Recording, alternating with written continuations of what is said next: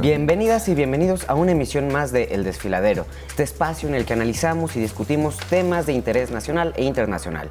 Hoy no podemos dejar de hablar de los 43, sí, de los 43 estudiantes de la Normal de Ayotzinapa desaparecidos el 26 de septiembre de 2014. 10 años con una herida abierta. ¿Dónde están los estudiantes? ¿Qué ha pasado en las investigaciones a lo largo de esta década? ¿Por qué aún no hay una respuesta? Antes de iniciar el diálogo con nuestras invitadas e invitado, vamos a ver la siguiente cápsula. Vivos se los llevaron, vivos los queremos. Es el grito que cada 27 de septiembre retumba en los espacios en los que se manifiestan las madres y los padres de los 43 normalistas de Ayotzinapa desaparecidos en 2014. Ante los acontecimientos ocurridos en la noche de Iguala, la respuesta que construyó el gobierno de Enrique Peña Nieto fue la llamada verdad histórica, en la que se aseguraba que los estudiantes habían sido quemados en el basurero de Cocula. Sin embargo, después de las investigaciones, esta narrativa fue desechada, convirtiéndose en la mentira histórica. Uno de sus creadores, Tomás Herón, exdirector de la Agencia de Investigación Criminal de la Fiscalía Mexicana en 2014-2016 y acusado de tortura y desaparición forzada, hoy está prófugo en Israel, y el exprocurador José Murillo Caram se encuentra en prisión domiciliaria. Ayotzinapa es uno de los episodios más oscuros e indignantes que ha marcado la reciente historia de México, y lo único que ha quedado claro son las complicidades y vínculos de la clase política, el ejército y las organizaciones criminales. A unos días de concluir su sexenio, el presidente Andrés Manuel López Obrador entregó una carta a los padres de los 43 estudiantes y un informe en el que se exponen los avances de la investigación durante su gestión. ¿Dónde están y qué ocurrió la noche de Iguala? Esto seguirá siendo la interrogante, pero también el gran desafío para quien tome las riendas de seguir investigando. Para El Desfiladero, Marta Varela Ochoa. Para hablar de este tema, hoy nos acompañan Tonalís Padilla, profesora investigadora de Historia Latinoamericana en el MIT, Federico Mastrogiovanni, periodista, reportero y realizador de documentales, así como Paula Mónaco Felipe, periodista y también documentalista.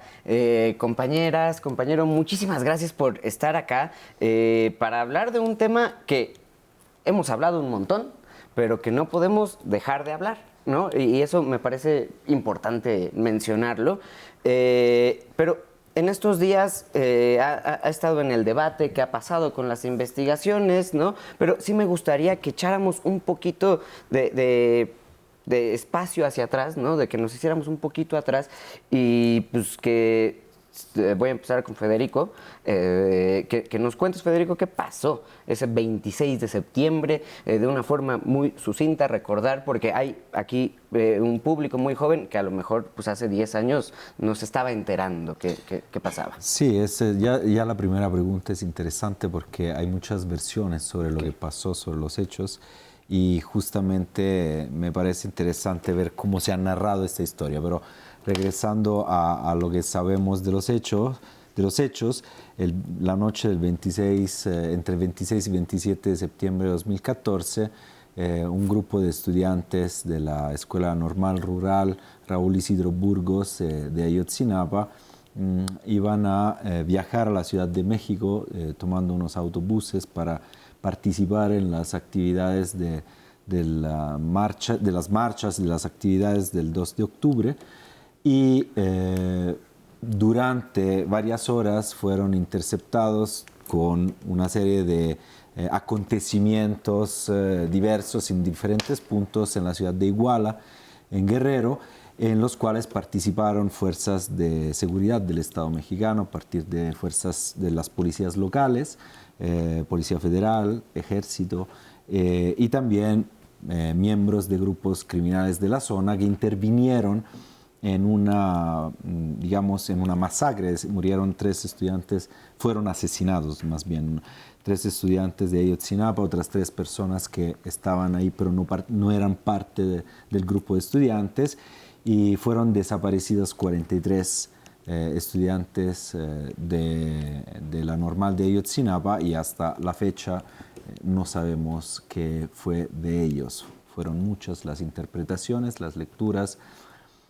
las narraciones, se crearon repentinamente las semanas siguientes versiones por parte de las autoridades, la que conocemos como la verdad histórica, por el entonces Procurador General de la República, Jesús Murillo Caram. Hasta la fecha no sabemos dónde están. Ya, o sea, pareciera que es normal y que todos sabemos, pero yo no sé si todos sabemos que es una normal rural, ¿no? Sí, son estudiantes, pero ¿qué significan estas escuelas? ¿Qué son? Sí, efectivamente. Estas son escuelas que se crearon a partir de la Revolución Mexicana. Se empezaron a construir en la década de 1920, pero en verdad tomaron forma y su esencia, que preservan hasta la fecha, en la década de los 30 bajo el cardenismo. Y eran escuelas para hijos e hijas de campesinas, de indígenas, que formarían a maestros que se desplazaran a los lugares más recónditos de la República, no solo para enseñar en el salón de clase a los niños, pero también a los adultos. Y enseñar en las cosas básicas, leer, escribir, sumar, restar, pero también, y esto es muy importante, concientizar a las comunidades sobre sus derechos bajo la nueva Constitución de la Revolución, ¿no? Entonces, ellos se ayudarían a, digamos, a litigar por reformas agrarias, a formar cooperativas, sindicatos, y se volverían mucho estos líderes sociales. Y así fueron los egresados de normales rurales quienes verdaderamente iban a traer al campo mexicano, a la nación mexicana, dos de los ideales más importantes de la revolución: tierra y educación. Vamos pintando el escenario, ¿no? Poco a poco. Empezamos diciendo que han pasado ya 10 años, ¿no? Y esto se hace muy complicado. La vez pasada que nos acompañaste acá, Paula, estábamos hablando de las comisiones de la verdad, ¿no? Y sí me gustaría, pues, saber qué piensas, en dónde estamos en la búsqueda de la verdad de este caso. Pues creo que los tiempos de la historia siempre son mucho más largos de lo que podemos soportar y de lo que queremos. Entonces, en los tiempos de la historia reciente de un país, 10 años no son muchos. Las comisiones de la verdad es algo que se está instalando en México de forma tardía, pero bueno, que investigó y está dando luz sobre lo ocurrido hace 50 años. Acá pasaron ya 10 años, que creo nadie creíamos que iban a pasar 10 años sin que tuviéramos claridad, pero además de estos 10 años, los últimos 6 creo que pesan más, porque pasaron 10 años sin saber dónde están los 43, sin que haya ninguna sentencia condenatoria, sin que sepamos quiénes dieron las órdenes o la cadena de mando hacia arriba, más allá de los policías y las personas en terreno. Y en los últimos 6 años, en el gobierno del presidente López Obrador, esperábamos tener mucho más avance en esto. Él lo prometió en campaña, lo prometió cuando asumió el poder y creó instituciones, la COBAG, la Comisión para Acceso a la Verdad en el caso, y la Justicia en el caso de Ayotzinapa, una fiscalía, una unidad especial con un fiscal especial, y las investigaciones comenzaron a avanzar, pero en un momento se detuvieron. Y entonces ahora estamos, no en el momento exacto que estábamos hace 6 años, pero no muy lejos, no tan lejos de lo que estábamos hace 6 años. Es decir, seguimos muy lejos de toda la verdad y ni decir de la justicia. Estamos en un pantano, pareciera, del caso de Ayotzinapa, donde no va para atrás ni para adelante y donde todo se frenó cuando topó con las Fuerzas Armadas. Cuando se empezó a investigar a las Fuerzas Armadas, ya no avanzó la investigación. A mí me parece muy interesante y muy curioso, ¿no? Porque ponemos atención, sí, mucha atención a este caso, pero la desaparición es algo que existe en nuestro país. ¿Qué significa desaparecer a alguien? Bueno, creo que todos podemos responder de distintos lugares, pero yo lo digo desde lo mío. Creo que desaparecer a alguien se transformó en algo fácil y gratuito casi en México. Es más fácil desaparecer que asesinar. Es más fácil ocultar un cuerpo que dejarlo en la vía pública. Es más probable que las personas no tengan que responder ante la justicia. Como mencionábamos recién, las desapariciones no son algo nuevo. En 1965 es la primera desaparición forzada registrada en México. En 1969 la más documentada, Epifanio Avilés Rojas, maestro normalista del estado de Guerrero también. Y de ahí hasta hoy prácticamente no ha sido enjuiciado ni sentenciado nadie por las desapariciones. Y creo que esa impunidad del pasado explica que la desaparición se transformó en algo exponencial, que tiene hoy a cerca de 115.000 personas desaparecidas en democracia en menos de 20 años, algo que no ocurre en ningún otro país del mundo. Y en ese sentido también es todavía más desolador que lleguemos a los 10 años de Ayotzinapa sin la verdad y la justicia que esperábamos. Porque este es el caso paradigmático en el cual se puso toda la fuerza del Estado y si no se logró resolver, ¿qué esperanza hay para las 115.000 familias restantes? Aportando al pesimismo, perdón. No, y a una realidad existente, sí, ¿no? O sea, ¿qué significa desaparecer? Que es lo mismo que le preguntaba Paula. Ajá. ¿Y por qué desaparecer a las normales rurales en esta lógica de pues, que están haciendo una chamba que no está haciendo nadie más? Sí, exactamente. Bueno, una de las cosas que llamaron mucha la atención, incluso en el momento, en 2014, con la desaparición de los 43, fue por qué ese caso fue tan explosivo para la sociedad, mientras que para 2014 había, y quizás me equivoqué un poco en las cifras, pero había como 30.000 desaparecidos y 100.000 asesinados desde el 2006, declarada la guerra, ¿no? Se dieron otras masacres como la de Tataya y la de San Fernando, que no despertaron este tipo de explosión social. Entonces muchos se preguntaban por qué Ayotzinapa, por qué fue este caso. Y las razones son complejas y creo que hay varios elementos, pero yo insisto en dos cosas, en por qué Ayotzinapa fue tan importante y tan explosivo. Una es que al desaparecer a estudiantes así en grupo, y además estudiantes que iban a celebrar, o sea, cuyo destino final era celebrar o conmemorar el 2 de octubre, y el 2 de octubre es todavía una herida abierta que toca a un gran porcentaje de la sociedad, entonces evocó ese espectro, ¿no? Por un lado.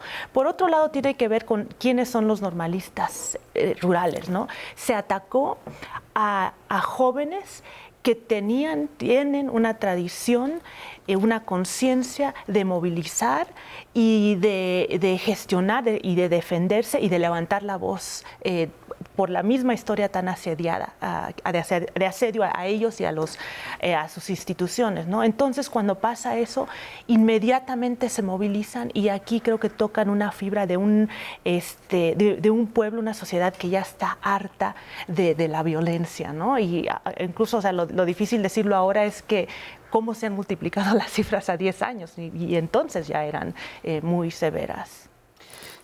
Federico, ¿qué significa desaparecer? Tú usas una cita de Shasha en tu libro que me sigue resonando, ¿no? Los muertos se encuentran, son los vivos los que pueden desaparecer. ¿Qué es desaparecer? Sí, y me parece muy interesante juntar diferentes, digamos, posturas que luego abonan. Y quisiera agregar esto, que he reflexionado bastante también con la ayuda de los entrevistados, en este caso que estoy diciendo gracias también a la ayuda de Iliana Diegues, que es una grandísima académica, dramaturga, estudiosa, y juntos razonábamos sobre la pedagogía del terror, en el sentido de que pensábamos en la relación que hay entre un delito muy violento como puede ser que se opera sobre un cuerpo muerto, como una decapitación, todas estas imágenes que tenemos de descuartizamientos, etc., como algo que acontece en el espacio público como si fuera un escenario, una escena en la escena pública. Entonces, todo esto tiene una función pedagógica para quien mira para nosotros que estamos, digamos, mirando esta escena, es una pedagogía del terror que tiene que, digamos, cumplir una función educativa macabra, evidentemente. Ahora, el paso siguiente tenía que ver justamente con la idea de la desaparición bajo esta misma premisa. Una desaparición opera también en el espacio público, pero la diferencia enorme es que el cuerpo vivo de la persona que desaparece es, digamos, padece una sustracción del espacio público. Entonces, sigue teniendo una componente de performatividad, como la llama Ileana, de la falta, porque el cuerpo está sustraído repentinamente de esa escena pública con la misma función pedagógica todavía más terrible, porque no se sabe qué le ha pasado a esa persona, qué le va a pasar, si sigue viva, si ya está muerta, si le están torturando, cualquier cosa que acontece dentro de nuestra imaginación, que es muy poderosa también. Entonces, seguimos siendo ese público que tiene que ser disciplinado a través del terror, pero también se utiliza la potencia de nuestra propia imaginación, porque no sabemos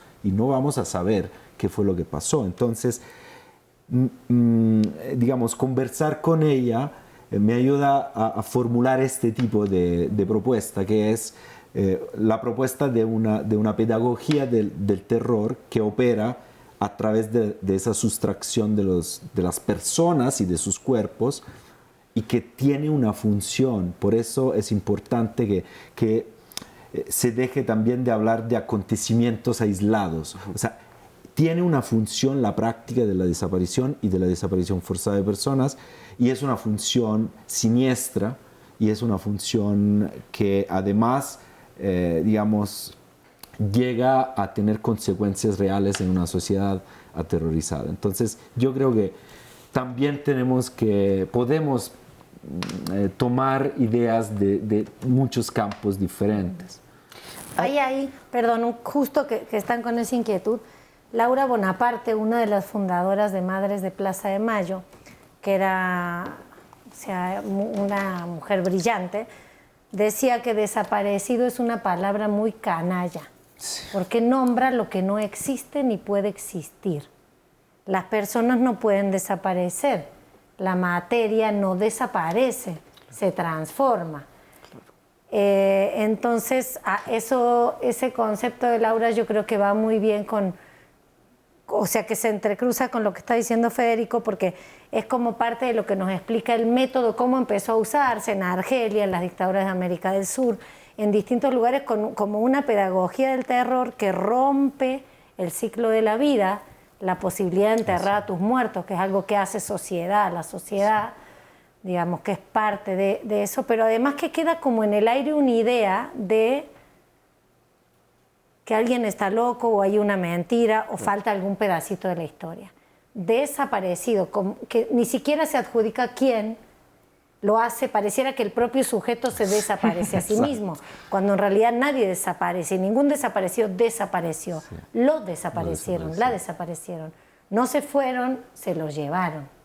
Sí. Y es ahí donde es un concepto muy difícil, porque al solo nombrarlo lo estamos, pareciera, justificando, claro, dando por hecho que las personas pueden desaparecer.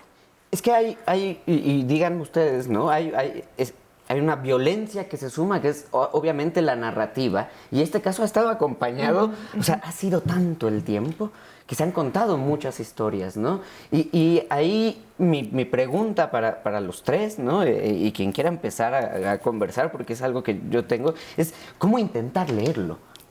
¿Por dónde empezar a leer esta historia? ¿Cómo empezar a descubrir, ¿no? No para que uno sepa qué pasó, sino para que puedas hacerte tú tu propia idea, ¿no? Y juzgar tú solo.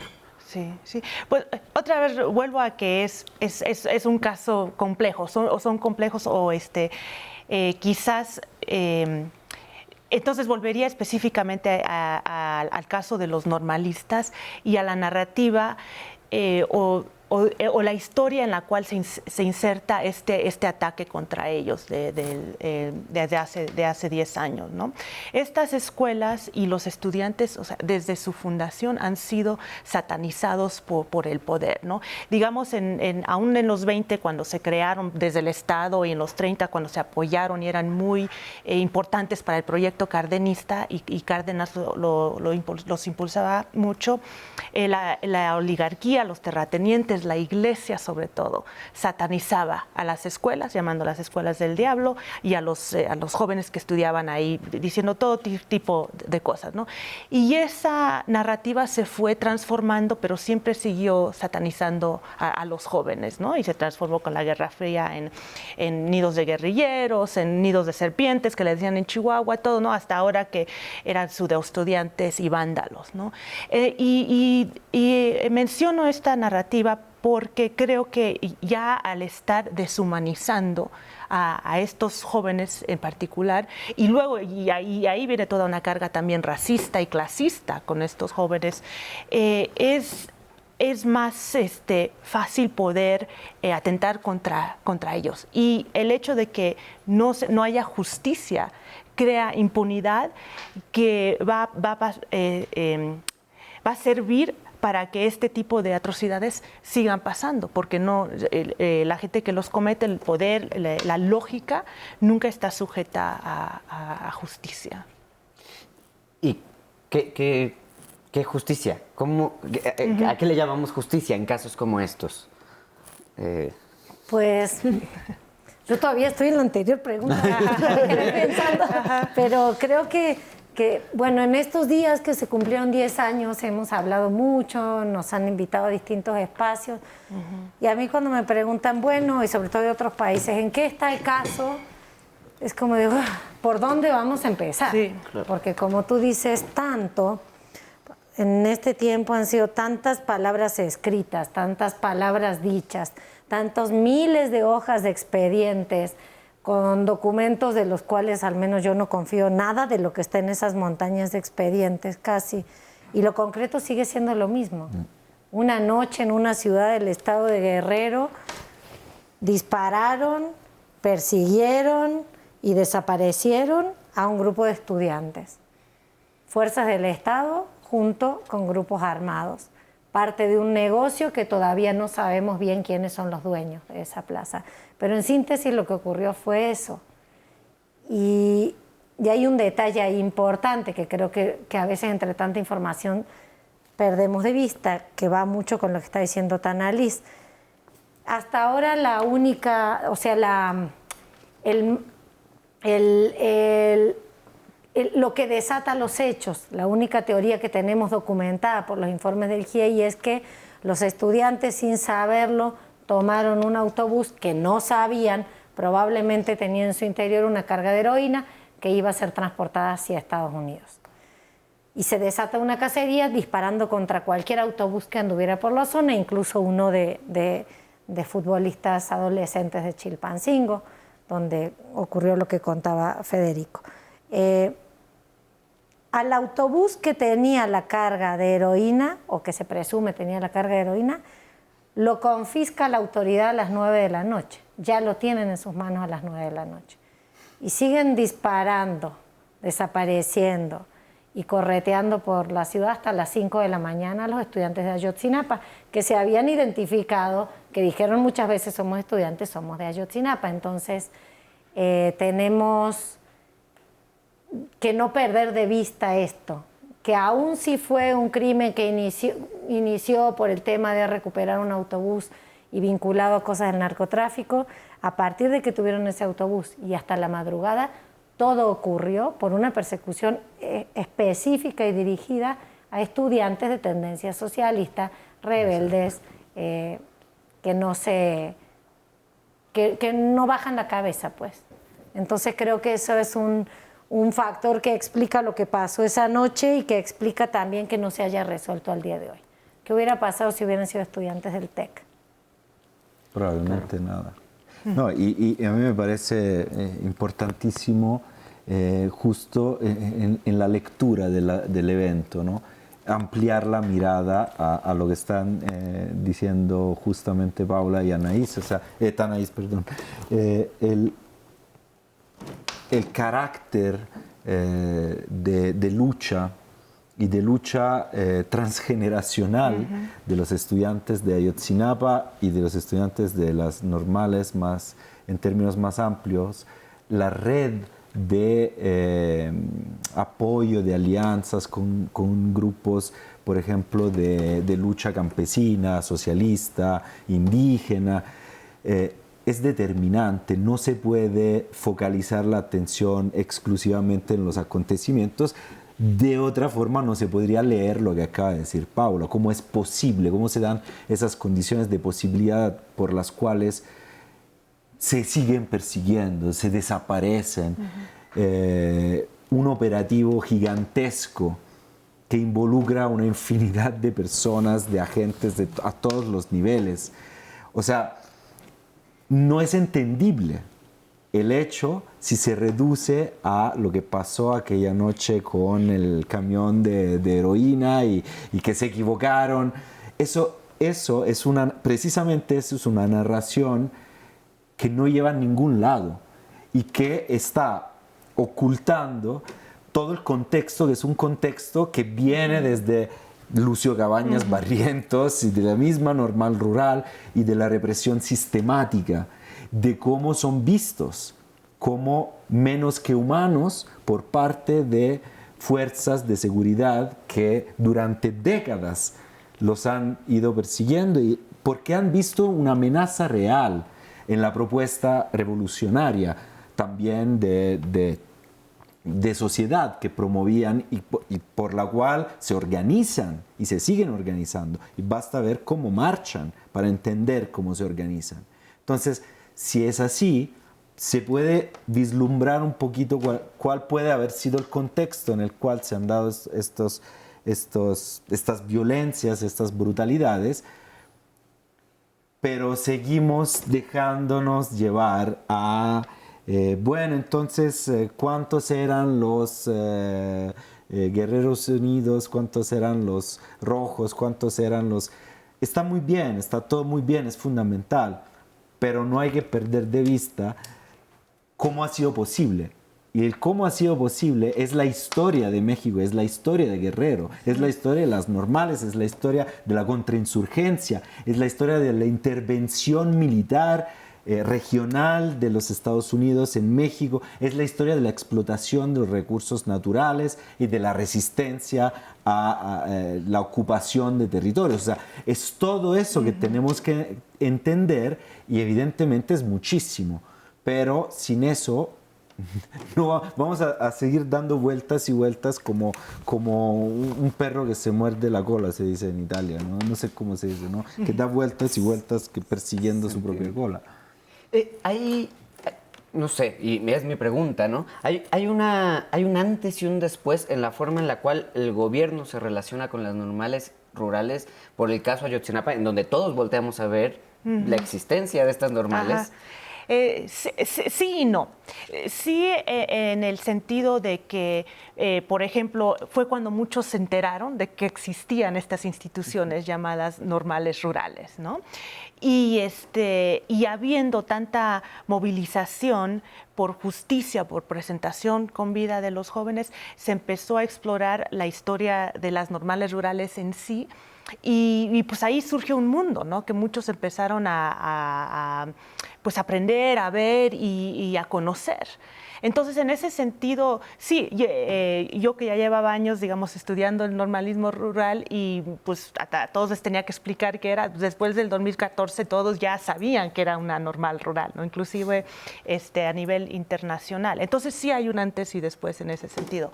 Sin embargo, es impresionante cómo también hay una continuidad, ¿no? En la forma en que se continúan satanizando a los estudiantes, ¿no? Se les sigue llamando, pues, vándalos, pseudoestudiantes, ¿no? Y de hecho, la propia narrativa del Estado que está tratando de contrarrestar todo este surgimiento social, está implícita y a veces muy explícitamente recurriendo a la misma narrativa que históricamente se usó para desprestigiar, satarizar, criminalizar a estos jóvenes.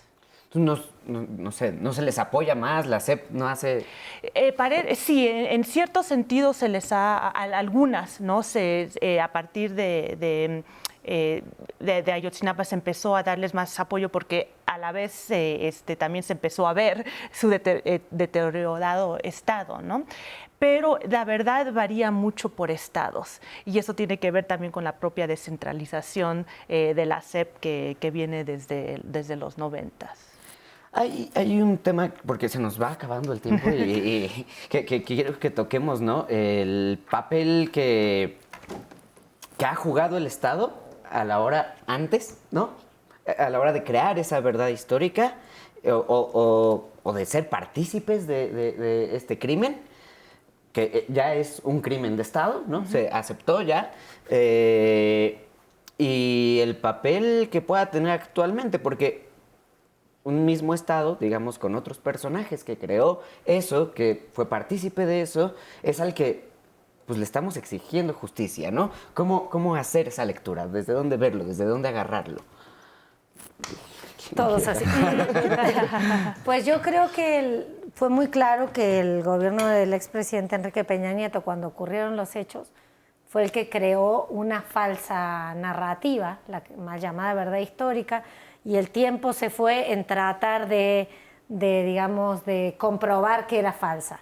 Una vez que se comprobó que esa narrativa era falsa, que eso terminó de ocurrir al comienzo del actual sexenio, bueno, el sexenio del presidente López Obrador, terminando en estos días, se terminó de destruir. El propio Estado dijo fue un crimen de Estado, no ocurrió, no quemaron los estudiantes en el basurero de Cocula, y empezó como a armar una reconstrucción propia, pero esa reconstrucción quedó trunca.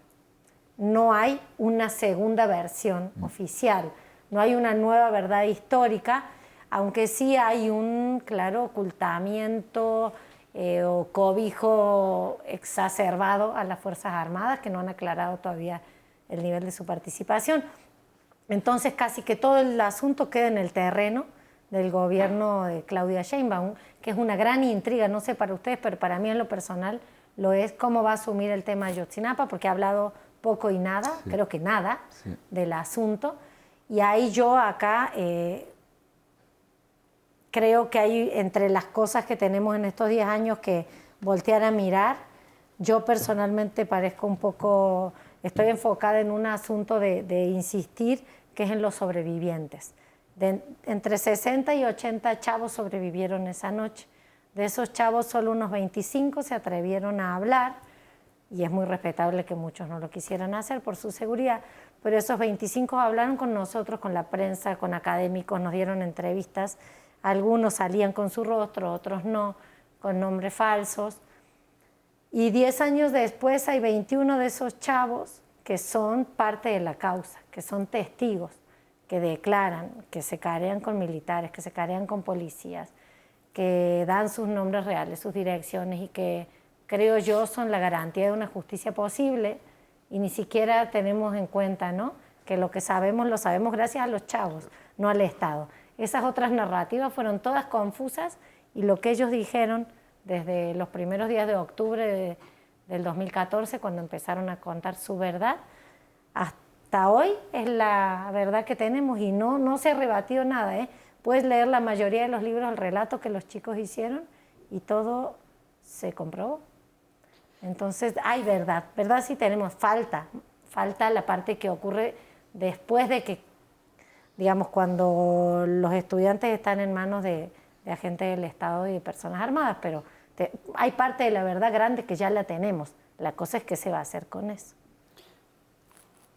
Como leer el Estado como victimario y también como alguien a quien le estás exigiendo esa justicia. Pues sí, pero el Estado también son muchas cosas, ¿no? Y creo que estamos viendo, presenciando eso en en estos momentos de que hubo mucha expectativa de justicia porque hubo promesas por parte de AMLO y que no se cumplieron, y es porque se topó precisamente a una parte del Estado, ¿no? que es el ejército. Pero sí, el Estado como victimario, pero también es la responsabilidad del Estado de traer justicia, ¿no? Por eso esa exigencia de que vivos se los llevaron, vivos los queremos, porque de ahí tiene que partir. ¿Cuál es tu lectura de esta misma pregunta, Federico? Me gusta repetir la misma porque puedo encontrar diferentes puntos de vista. No, y por un lado tenemos justo las expectativas de ver qué es lo que va a pasar. Yo no soy normalmente una persona optimista, como decíamos al principio, no hay mucho optimismo, pero seguramente no va a llegar, bueno, seguramente no sé, pero yo creo que no va a llegar mucho desde arriba si no sigue habiendo una presión desde abajo. O sea, es evidente como seguramente, eso sí, sectores de las instituciones, principalmente sectores de las fuerzas de seguridad, y si quieres que sea más específicos, ya se ha dicho de las fuerzas armadas, del ejército, tienen un papel que es el papel de contener la verdad, y porque evidentemente algo está mal ahí, y porque evidentemente tuvieron una responsabilidad clara y directa. Pequeño paréntesis, recuerdo una entrevista que le hice al general Francisco Gallardo a principios, los primeros días de octubre de 2014. Francisco Gallardo ya falleció en 2021, en la cual él, a pocos días de los acontecimientos, me dijo claramente: este es un operativo militar, se llama Yunque y Martillo, funciona de esta manera, esto pasó así, así, así. Nos tardamos, como decía Paula, 10 años para llegar a entender que efectivamente fue así, porque mientras tanto estábamos distraídos tratando de explicar que no era cierto lo que se contaba del basurero de Cocula, de todas estas historias. Entonces, también desde las instituciones, en ese momento Gallardo trabajaba en el Senado, había ya versiones que efectivamente coinciden con esa verdad que también los muchachos contaron. Ahora, no veo posible que desde esas mismas instituciones que han protegido seguramente a los altos vértices que estuvieron a cargo de esa operación y que siguen en lugares, en puestos de poder, no me parece verosímil que ahora o en el próximo sexenio, naturalmente, por buena voluntad, operen en contra de segmentos del Estado mismo que además siguen estando en puestos de poder. ¿Qué es lo que se puede hacer? Pues seguir haciendo nuestra tarea de exigencia y de no dejar que el tema se pierda, porque hasta que acabe este tipo de práctica no podemos hacer esto. Entonces, no confío en el hecho de que, aunque haya buena voluntad, pueda venir naturalmente desde arriba. Siempre hay que estar empujando, porque para mí no hay de otra. O sea, es lo que... Estamos llegando al final, pero antes de llegar a nuestra ronda de conclusiones, salimos a la calle a preguntar su opinión a la gente. Entonces, pues vamos a ver lo que nos dijeron. ¿Qué onda, mi Ezra y todos allá en el estudio del Desfiladero? Pues como sabemos, durante estos días se conmemoró el 10º aniversario de la desaparición de los 43 estudiantes de Ayotzinapa, pero salimos a las calles a preguntarle a la gente qué opina acerca del caso. ¿Cree que haya una resolución pronto o qué creen que haya sucedido con los chicos? Esto fue lo que nos dijeron. Sobre la resolución del caso lo veo complicado y es probable que los padres reciban mucha información con el paso del tiempo que les ayude a aclarar un poquito la situación o qué fue lo ocurrido, pero en general no creo que haya una respuesta pronta por parte de las autoridades, aunque este hecho definitivo pues iba a marcar un precedente para otros movimientos.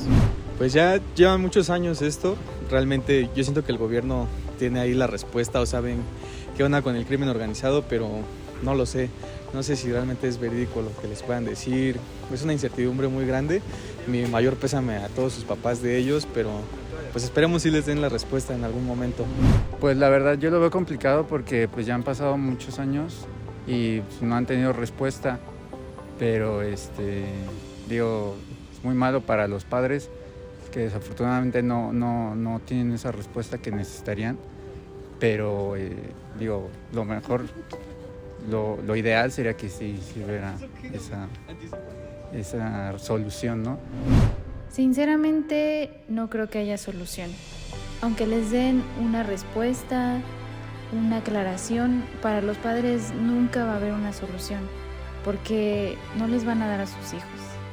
Ya han pasado tantos años y no hay pistas, no hay soluciones, no hay nada claro. Entonces, por más investigaciones que se hagan, una respuesta, una solución, no creo que la obtengan. La verdad lo veo muy difícil, no lo creo, ya han pasado 10 años desde ese entonces y pues cada vez las pruebas se van yendo, entonces realmente no lo creo, pero creo que para sus papás sería algo muy bueno. Esa fue la respuesta de la gente Mierra, pero mejor regresamos al estudio con los expertos para que nos den su punto de vista. Adiós. Pues muchísimas gracias a todas y a todos ustedes que cada vez que salimos a la calle a preguntarlos, pues nos dan su opinión para que nosotros también podamos ir pensando con ustedes e intentando tener más luz en estos temas tan complicados. 2 de octubre, un crimen de Estado cometido en Tlatelolco en 1968 y los jóvenes estudiantes de Ayotzinapa en 2014 venían a la Ciudad de México para participar en la marcha. Y hay algo sumamente tenebroso en esto, ¿no? Venir a una marcha que reclama verdad, que reclama que se acepte la responsabilidad del Estado, pues termina en una tragedia más y en otro crimen de Estado. Les pido que nos den 2 minutos, si quieren, cada uno, con su conclusión, que no es conclusión del tema, ¿no? Sino de cómo llegamos hasta ahora y cómo pensar esta relación que tiene el Estado con los estudiantes también, ¿no? Le toca empezar a Federico porque siempre se las lanzo a Paula. Qué bueno. Yo quería aprovechar de lo que decían mis compañeras para poder... Todos nos queremos copiar. Para decir algo, pero no sé cómo concluir esta conversación. Me parece que un tema importante, o por lo menos ha sido importante para mí en estos últimos años, es mover la mirada o ampliar la mirada a otros aspectos, como decía antes, que son el contexto, la historia, pero también la construcción de las narraciones que se han hecho, no solamente desde la versión de las instituciones, sino todas las narraciones que hemos ido construyendo, cómo nos ha afectado a nosotros. O sea, vernos también a nosotros dentro de esta historia. No reducirla a las grandes discursividades que nos atraviesan a fuerza, porque también yo creo que hay material ahí para construir una visión compartida, una conciencia, que es la gasolina necesaria para seguir estando presentes, porque también es cierto que la naturaleza desafortunadamente, la naturaleza de este tipo de movilizaciones es que con el paso de los años se van diluyendo por razones naturales, porque la gente envejece, porque la gente muere, porque hoy una persona que hoy tiene 25 años, hace 10 años era un adolescente y no lo vivió a lo mejor de manera tan directa. Es natural que pase esto, pero no se tiene, o sea, se tiene que hacer un movimiento, digamos, en contratendencia respecto a esto, y es complicado, es difícil. Entonces, al usar nuestras propias herramientas y compartirlas, a lo mejor, quién sabe, pero a lo mejor vamos a ser capaces de seguir este camino y seguir exigiendo, porque no veo otra opción. Claro. Sí, a mí me gustó mucho esta frase que dijiste de ampliar la mirada, y como historiadora la quiero ampliar hacia atrás, ¿no? Pero empezando con una consigna que vi ayer en la marcha que decía, somos nietos de la Revolución, hijos del 68 y hermanos de los 43, ¿no? Y esa consigna me gusta aparte de porque resalta el legado histórico, porque creo que con esto de que tú dices de la masacre de Tlatelolco y luego se da otro crimen de Estado con Ayotzinapa el 26 de septiembre, creo que si ampliamos la mirada hacia la historia del siglo XX, podemos entender muchos de las masacres que suceden, o de las represiones, digamos, como una forma de una contrarrevolución. O sea, triunfa la Revolución Mexicana, y que de hecho hubo varias tendencias dentro de ella, ¿no? En muchos sentidos durante los 30 se cumplen muchos de los ideales, y de ahí para acá se empieza a revertir, y quienes salen a la calle a defender esos principios, los ferrocarrileros, ¿no? El movimiento obrero petrolero, los del Poli en los 50 antes de los de 68, ¿no? Los alumnos del 68, los mismos normalistas que históricamente han defendido sus escuelas por ser esas también hijas de la revolución o producto de la revolución, ¿no? Se encuentran con un Estado represor. Y es este Estado represor que además está protegiendo ciertos intereses, todo un sistema de intereses económicos que podríamos decir en el siglo XX, ¿no? Pues, capitalistas y luego neoliberales. Entonces, este tipo de masacres y represiones hacen evidente que la contrarrevolución, que el capitalismo, que el neoliberalismo es un sistema violento. Paula. Sí, también me parece muy, muy fuerte esa coincidencia de que los estudiantes estaban preparándose para ir a la marcha del 2 de octubre. Como me parece muy fuerte que 50 años después todavía no sabemos ni siquiera cuántas víctimas hubo el 2 de octubre, cuántos asesinados, cuántos desaparecidos, no sabemos sus nombres, ni esa justicia mínima, mucho menos personas encarceladas.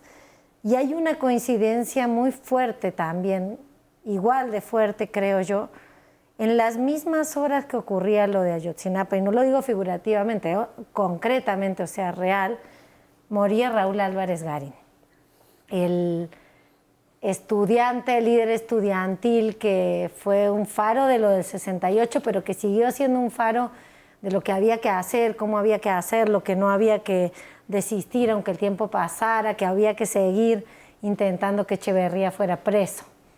Y buscarle la forma, y estudiaba las leyes Raúl, y se metía a ver si genocidio, cuál podía ser esa pelea. Y creo yo que pensando en todo esto del Estado no se va a investigar a sí mismo. El Estado no son solo sus burócratas, somos también nosotros, la nación, el componente de las personas que vivimos aquí. Entonces también nosotros podemos seguir empujando desde abajo, como decía Federico, y así como nos enseñaron Raúl y otros, esto no se acaba hasta que se acaba. Y hay que seguir, y no importa que pasen 10, 20, 50 años, hay que seguir dando esas peleas por justicia, porque más allá de lo pomposa que suena esa palabra, creo que es la única puertita que abre el camino hacia otros mundos. Porque si hubiera existido justicia en el caso de Tlatelolco, tal vez no hubiera ocurrido Ayotzinapa, tal vez no habría habido 115,000 desaparecidos. Y aunque no lo podemos adivinar, la sola posibilidad vale la pelea. Hay que seguir. Ay, Paula, Tanalís, Federico, muchísimas gracias. Es un tema que hay que seguir conversando. Muchas gracias por estar aquí el día de hoy, y muchas gracias a ustedes por acompañarnos en el desfiladero. Nos vemos la próxima semana.